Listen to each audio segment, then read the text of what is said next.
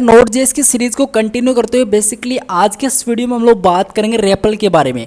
क्या होता है नोड.जेएस के अंदर, रेपल किस तरीके से यूज किया जाता है। रेपल आप लोगों ने नाम कभी ना कभी सुना होगा, नहीं सुना होगा, ये बात की बात है, लेकिन एग्जैक्टली रेपल क्या होता है और किस तरीके से इसका यूज किया जाता है इस नोड.जेएस के अंदर, इस वीडियो में हम लोग इस चीज़ डिस्कस करते हैं। तो सबसे पहले मैं आपको लेके चलना चाहूँगा गूगल क्रोम के अंदर, जिसके अंदर मैंने एक सिंपल सी वेबसाइट ओपन कर रखी है और इस वेबसाइट का जो लिंक है वो मैं आपको डिस्क्रिप्शन वाले पार्ट के अंदर प्रोवाइड करा दूंगा, तो एक्सेस कर लेना इंपॉर्टेंट है। मुझे काफ़ी अच्छी लगी ये चीज़। तो इन्होंने डीपली हर एक चीज़ को स्टेप बाय स्टेप इन्होंने यहाँ पे क्लियर कर रखा है, तो ये बेस्ट है यार, ठीक है। तो इन्होंने बता रखा है कि नोड.जेएस को किस तरीके से यूज़ करना है और एग्जैक्टली क्या होता है। सबसे पहले मैं आपको देसी भाषा के अंदर बताऊं तो कुछ ऐसा समझ लो कि जो हमारा जावास्क्रिप्ट का कोड होता है उसको अगर हमको डीबग करना होता है तो हम लोग सिंपल रेपल से कर सकते हैं वो चीज़। और एक इम्पॉर्टेंट ये फीचर होता है नोड.जेएस के अंदर, जिससे हम लोग नोड.जेएस का कोड को हम लोग एक्सपेरिमेंट कर सकते हैं और ये सारी चीज़ें हम लोग यहाँ पे रेपल से कर सकते हैं। लेकिन फिर भी हम लोग देखते हैं कि ये जो इन्होंने बताया है वो क्या है। तो मैं थोड़ा नीचे आता हूँ, यहाँ पे देखो, the NodeJS read eval print loop. REPL एक शॉर्ट फॉर्म है और आर का मतलब यहाँ पे रीड से है, ई का मतलब यहाँ पे इवेल से है, इवेल का मतलब होता है यहाँ पे इवेल्यूएट, ठीक है, जिसके अंदर हम लोग यहाँ पे कुछ कैलकुलेशन वगैरह करवाते थे। और इवेल फंक्शन क्या होता है ये हम लोगों ने एक बार जावास्क्रिप्ट के अंदर देखा भी था, हम लोगों ने कैलकुलेटर जैसी चीज़ें बनाई भी हैं, उसके अंदर भी हम लोगों ने इसके बारे में डिस्कस करा था। तो आई होप ये चीज़ आपको क्लियर होगी। पी मतलब यहाँ पे प्रिंट से है और एल का मतलब यहाँ पे लूप से है।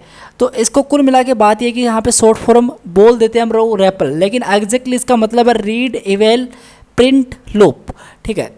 Is an interactive shell that process NodeJS. इसका मतलब कुछ इस तरीके से समझ सकते हो कि जैसे हमारी जो विंडोज़ होती है उसके अंदर हमको CMD मिलती है, एक एनवायरनमेंट मिलता है हमको पावर सेल मिलती है, वैसे हम लोग लिनक्स मैक वगैरह यूज़ करते हैं कोई, तो उसके अंदर भी उनका एक पर्टिकुलर सेल होता है।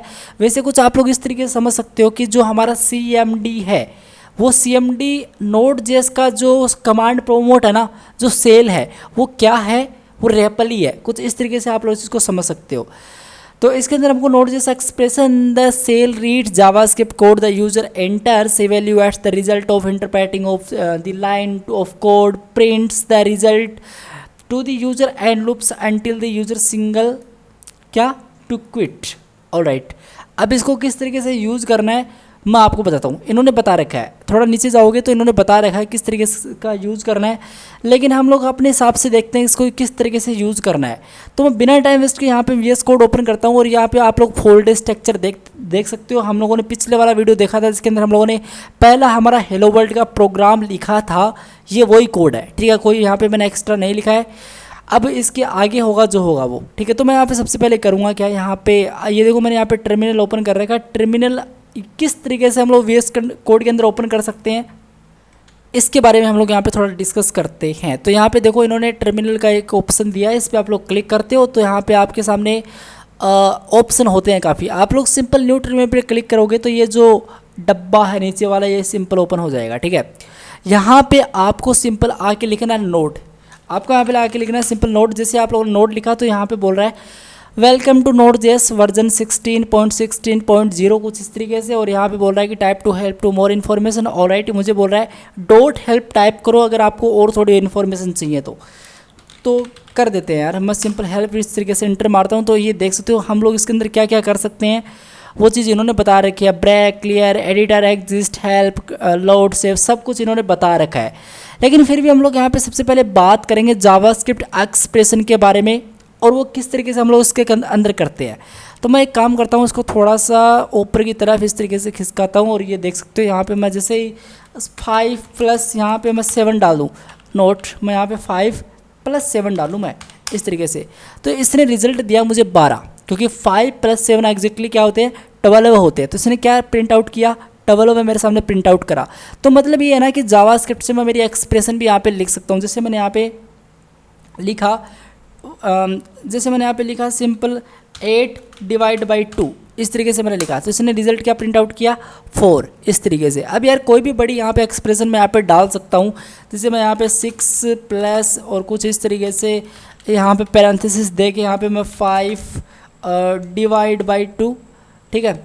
ओके, यहाँ पे मुझे इसको हटा के डालना पड़ेगा /2 और यहाँ पे मैं लिखूँगा इस तरीके से प्लस, ठीक है, कुछ इस तरीके से यहाँ पे नेट, सॉरी यहाँ पे इसके आगे लिखूँगा, मैं लिखूँगा प्लस और 5। इसका जो भी रिजल्ट आता है वो 13.5 आया, इसने मेरे सामने प्रिंट आउट करा। तो ये होती है JS एक्सप्रेशन। तो इस तरीके से मैं मेरी जावास्क्रिप्ट के अंदर एक्सप्रेशन भी सेट कर सकता हूँ रेपल की हेल्प से, ठीक है। तो अब हम लोग नेक्स्ट टारगेट के बारे में बात करते हैं, वो हमारा सिंपल जावास्क्रिप्ट वेरिएबल, मतलब वेरिएबल किस तरीके से हम लोग उसके अंदर प्रोवाइड कर सकते हैं वो चीज़ भी देखते हैं। जैसे मैं यहाँ पे लिखता हूँ वेरिएबल a इक्वल्स टू, और मैं इस तरीके से मेरे चैनल का नाम यहाँ पे डालता हूँ इस तरीके से। तो मैंने मेरे चैनल का यहाँ पे नाम डाला इस तरीके से, और देखो थोड़ा सा टाइम ले रहा है, और इस तरीके से मैं यहाँ पे लिखूँगा, ठीक है, अच्छी बात है। जैसे मैं यहाँ पे a टाइप करता हूँ तो इसने क्या प्रिंट आउट करा, जो भी मैंने यहाँ पे इस a के अंदर पास करा था वो इसने प्रिंट आउट कर दिया। तो इस तरीके से मैं इसके अंदर वेरिएबल का भी यूज़ कर सकता हूँ, ठीक है। तो हम लोगों ने अभी तक क्या देखा, एक्सप्रेशन हम लोगों ने देखी, हम लोगों ने यहाँ पे वेरिएबल को देखा किस तरीके से हम लोग उसका यूज़ करते हैं, और भी काफ़ी चीज़ें होती हैं। सो हम लोग इसके अंदर मल्टी लाइन कोड भी यूज़ कर सकते हैं। मल्टी लाइन कोड का मतलब ये होता है कि जैसे मैं कोई, मतलब मल्टी लाइन का मतलब क्या है, एक लाइन से अधिक लाइन होती है, उसको हम लोग क्या बोलते हैं, मल्टी लाइन कोड। तो वो सिंपल आपका मल्टी लाइन कोड होता है। जैसे मैं यहाँ पे डालता हूँ, जैसे मैं कुछ भी यूज़ करना चाहता हूँ, मान लो कि मैं डू वाइल लूप का यूज़ करना चाहता हूँ, तो मान लो कि मैं एक सिंपल सा वेरिएबल a इक्वल्स टू 0 इस तरीके से मैंने पास करा, ठीक है। मैं यहाँ पे लिखता हूँ सिंपल डू, क्या लिखता हूँ मैं यहाँ पे सिंपल डू लिखता हूँ। इस तरीके से मैंने इंटर मारा और इस तरीके से मैंने चीज़ें सेट करी। देखो ऑटोमेटिकली इसने बोल दिया कि आप लोग इतना स्पेस ले लो, मतलब इसमें इंडेंटेशन भी प्रॉपरली सेट करी गई है पीछे से। तो डू एंड इस तरीके से मैं यहाँ पे डाल सकता हूँ console.log, लेकिन ये मुझे कम्प्लीटली लिखना पड़ेगा, ठीक है। ये कोई VS कोड के अंदर मैं अभी ना काम नहीं कर रहा हूँ। एग्जैक्टली मैं VS कोड का टर्मिनल ओपन कर रखा है मैंने, लेकिन मैं किसके अंदर काम कर रहा हूँ, Node.js REPL के अंदर। और मैं यहाँ पे आके सिंपल लिखूँगा कि यहाँ पे मैं टेम्पलेट लीडर्स का यूज़ कर सकता हूँ। जैसे मैं यहाँ पे लिख सकता हूँ सिंपल x की वैल्यू क्या है, सॉरी x नहीं है वो a है, तो मुझे यहाँ पे डालना पड़ेगा a की वैल्यू क्या है, a इज इस तरीके से, और मैं डॉलर सिंबल लगा के कुछ इस तरीके से इसके अंदर a पास कर सकता हूँ। मैं क्या पास कर सकता हूँ, a पास कर सकता हूँ इस तरीके से, और इसके नीचे जा सकता हूँ, और यहाँ पे जाके मैं क्या कर सकता हूँ, यहाँ पे जाके मैं सिंपल कुछ इस तरीके से इसको क्लोज वगैरह कर सकता हूँ। तो मैं यहाँ पे कुछ इस तरीके से क्लोज कर दूँगा, और यहाँ पे मैं सिंपल वाइल लूप यूज़ कर लूँगा, वाइल, और सॉरी मुझे इसके ऊपर लेके जाना पड़ेगा वाइल, और इस तरीके से मैं मान लो कि x की वैल्यू जब तक छोटी होती है 5 से, तब तक मुझे प्रिंट आउट करवाओ कि एग्जैक्टली क्या है। जैसे मैं एंटर मारूंगा तो इसने बोल दिया कि नहीं यार आप लोगों ने गलती कर दी, कि ये चीज़ ऐसे नहीं होनी थी। तो मैं जल्दी से एक बार इसको लिख लेता हूँ। सो यार मैंने यहाँ पे कोड प्रॉपरली लिख लिया है, आप लोग यहाँ पे देख सकते हो variable equals to 0 do, and यहाँ पे जो while loop, do while loop का जो सिंटेक्स होता है वो मैंने यहाँ पे प्रिंट आउट करा। और जैसे मैं यहाँ पे एंटर मारता हूँ तो इसने क्या बोला, इसने ये बोला कि क्या है, ये क्या है। तो इसने बोला कि a की वैल्यू 0, एक को हम लोग यहाँ पे प्लस प्लस कर रहे हैं, और जिसने मैंने यहाँ पे सिंटेक्स पहली बात तो गलत लिखा है कि ये इस तरीके से नहीं हो सकता, क्योंकि मुझे यहाँ पे सिंपल क्या करना पड़ेगा, मुझे यहाँ पे वो करली ब्रैकेट्स लगाना पड़ेगा, ठीक है। इसलिए ये वैल्यू यहाँ पे प्रॉपरली फैच नहीं हो पाई, लेकिन हमारा कोड यहाँ पे चला है। तो मैं जल्दी से यार देखो 9 बार चला है, और मैं अभी एक बार फिर से इसको लिख लेता हूँ जल्दी से, और इसका आउटपुट आपको मैं दिखा देता हूँ। सो यार अगेन मैंने इस कोड को प्रिंट आउट कर लिया है, और जैसे मैं यहाँ पे एंटर मारता हूँ तो ये देख सकते हो मेरे सामने इस तरीके से डेटा प्रिंट हो चुका है, और कुछ इस तरीके से हम लोग इसका यूज़ कर सकते हैं। मल्टी लाइन कोड भी इसके अंदर हम लोग यहाँ पे लिख ही सकते हैं, ठीक है। अब हम लोग बात करेंगे कि जैसे मान लो कि यार मैं यहाँ पे इस तरीके से डालता हूँ एक वस्तु, मैं सब कुछ यहाँ पे Ctrl+C करता हूँ एक बार, ठीक है, ठीक है। और मैं यहाँ पे CLS करता हूँ इस तरीके से, और मैं यहाँ पे लिखता हूँ नोड इस तरीके से, और जैसे मैंने यहाँ पे नोड टाइप करा तो अगेन मैं वैसे ही जो पहले की कंडीशन थी वैसे यहाँ पे दिखाई दे रही है आपको, ठीक है। अब मैं यहाँ पे मान लो कि मैं यहाँ पे लिखता हूँ a की वैल्यू 10 थी, या फिर मान लो कि जैसे मैं यहाँ पे 10 + 5 ऐड करूँ तो यहाँ पे 15 आ रहा है, और जैसे मैं यहाँ पे 20 + 5 ऐड करूँ तो यहाँ पे 25 आ रहा है, ठीक है। अब मान लो कि आपकी जो लास्ट रिजल्ट था, मतलब आपकी जो लास्ट की वैल्यू थी वो क्या थी, आपको कोई आइडिया नहीं है, ठीक है, आपको कोई आइडिया नहीं है, लेकिन आपको जो लास्ट की वैल्यू थी उसको प्लस करना है किसी ऐसे नंबर से जो एग्जैक्टली आपको चाहिए वैसा कुछ, ठीक है। तो आप लोग क्या कर सकते हो, यहाँ पे अंडरस्कोर का यूज़ कर सकते हो। जैसे मैं यहाँ पे इस तरीके से अंडरस्कोर दबाऊंगा तो ये देख सकते हो इसकी जो रिजल्ट आ रहा है वो 25 आ रहा है। अगर इसमें मैं यहाँ पे 5 ऐड करता हूँ, ये देख सकते 30, अगेन मैं सिंपल इसमें 5 ऐड करता हूँ, देखो 35, अगेन मैं इसमें 5 ऐड करता हूँ तो यहाँ पे देखो 40, अगेन मैं यहाँ पे इसमें 5 ऐड करता हूँ तो देखो 45। तो इसका मतलब ये है कि जो अंडरस्कोर है वो हमको क्या प्रिंट आउट करता है, जो लास्ट का जो वैल्यू था वो हमको यहाँ पे प्रोवाइड करता है। तो ये भी काफ़ी अच्छी चीज़ है, ये भी हमको रेपल के अंदर मिली जाती है। अब हम लोग बात करते हैं एडिटर के बारे में। यार देखो सिंपल सी बात है कि अगर मैं यहाँ पे डॉट हेल्प लिखता हूँ तो मुझे यहाँ पे देखो इसमें एक ऑप्शन मिलता है एडिटर का, तो मैं यहाँ पे एडिटर मोड को भी यहाँ पे इनेबल कर सकता हूँ। जैसे मैं यहाँ पे लिखता हूँ डॉट एडिटर कुछ इस तरीके से, अब मेरा एडिटर मोड यहाँ पे ओपन हो चुका है और मुझे बोल रहा है entering editor mode control D to finish कर दो, कंट्रोल-C टू कैंसिल कर दो। तो मुझे कंट्रोल डी का मतलब ये है कि जब अगर मैं कोई कोड लिख लूँ तो मुझे उस कोड को फिनिश करना है तो मैं यहाँ पे कंट्रोल डी प्रेस करूँगा। अगर उस कोड को मुझे कैंसिल करना है तो मैं सिंपल क्या करूँगा, कंट्रोल-C प्रेस करूँगा।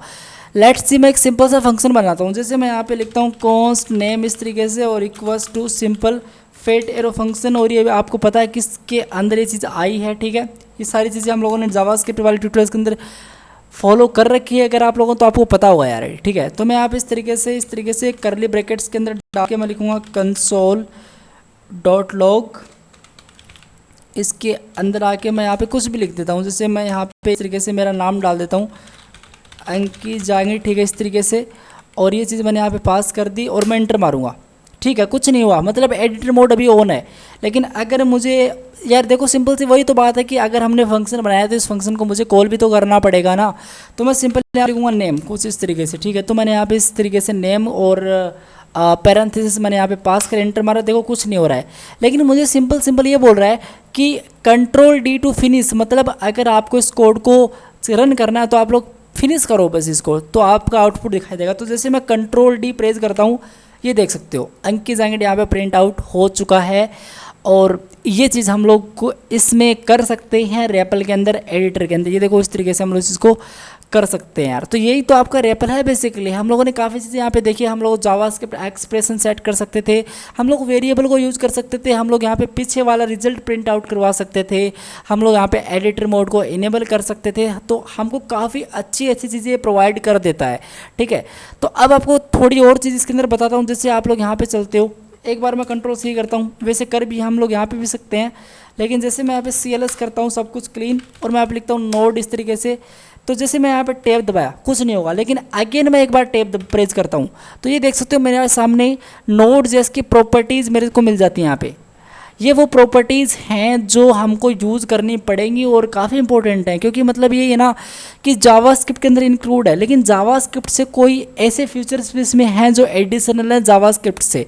ठीक है, तो वो चीज़ भी हम लोग यहाँ पे सीखेंगे, देखेंगे कि क्या कौन सी चीज़ें यहाँ पे हमको सीखनी चाहिए। जैसे हम लोग यहाँ पे बात करता हूँ मैं कोई एक ऐसी चीज़ की, जैसे यहाँ पे और तो देखो नैन का मतलब नोट ए नंबर हमने देखा था हम लोगों ने, ये फ्लोट 32 एरे डेट, ये सारे फंक्शंस ऑलमोस्ट हम लोगों ने देख रखे हैं। तो इसमें तो किसी को कोई प्रॉब्लम होनी नहीं चाहिए, और अगर है तो यार आप लोग फिर जावास्क्रिप्ट वाला कोर्स फॉलो करो, नहीं तो आपको सिंपल ये प्रॉब्लम रहेगी। ठीक है ना, तो मैं आपको इससे पिछले वाले वीडियो के अंदर बता चुका हूँ कि नोड.js सीखने से पहले हमको कौन कौन सी चीज़ें जो क्लियर करनी चाहिए, तो ज़रूर चेकआउट करना उस चीज़ को।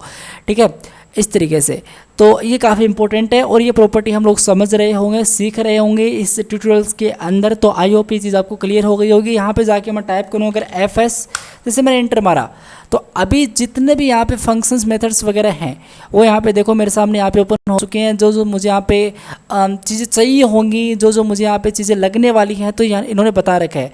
इन्होंने यहाँ पे भी बता रखा है, जैसे आप लोग यहाँ पे गूगल क्रोम के अंदर चलते हो और आप लोग नोड.js की ऑफिशियल वेबसाइट पर जाते हो, तो देखो इन्होंने भी यहाँ पे बता रखा है कि ये वही चीज़ है। ये हम लोग VS कोड के अंदर देख रहे हैं वही है, और इस पर मैं जाऊँगा तो ये भी वही चीज़ है। आप लोग यहाँ पे भी देख सकते हो, आप लोग यहाँ पे भी देख सकते हो, आपको जो भी बढ़िया लगे उस पर आप लोग काम जाके कर सकते हो। इजी टू लर्न है सब कुछ यहाँ पे, और सारी चीज़ें आपको यहाँ पे देखने को मिल ही जाती हैं। ठीक है, सो यार इस वीडियो के लिए इतना ही। आई होप आपको ये जो रेपल वाला कंसेप्ट है क्लियर हो गया होगा। मिलते हैं नेक्स्ट वीडियो में, तब तक के लिए keep learning and keep exploring. Bye bye.